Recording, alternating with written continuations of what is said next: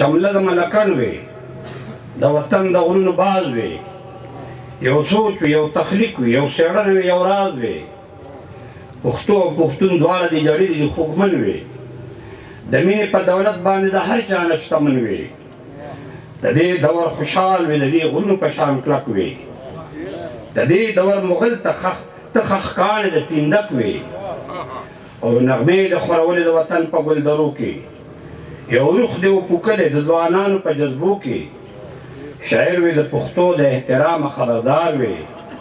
د خپلې ژبې نوي شان ډول بې سنګار وي پښتون نظر د ټولو ظالمانه باندې راخورو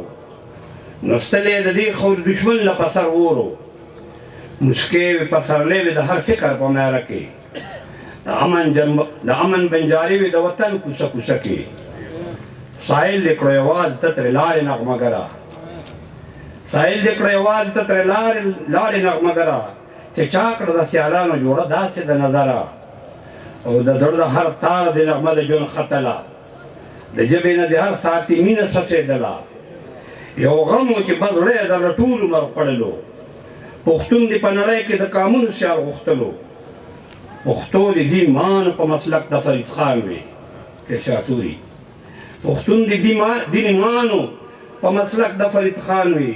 ریچي ریچي په ننګ کې دا اچولې باچا خان وي ستا فکر د دې خور د ګلونو خوشبويي ده ستا فکر د دې خور د سپرلو سناخوالي ده ستا شعر د پښتون احساس د مینې ضمانت دی ستا شعر د پښتو کامولی نه عبارت دی ستا شعر د پښتو ژبې سفیر د ترجمان دی ستا شعر په ډنډر د ګل په چپه خوله بیان دی انسان سره د مینه و مین په سړیتوب وي د خپلې شاعرۍ د محبوبۍ د سترګو خوب وي د ژوند د موجوده مرض سبب درته معلوم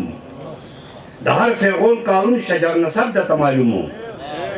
د ژوند د احترام بیرغ د ټولو عمرو لاس کې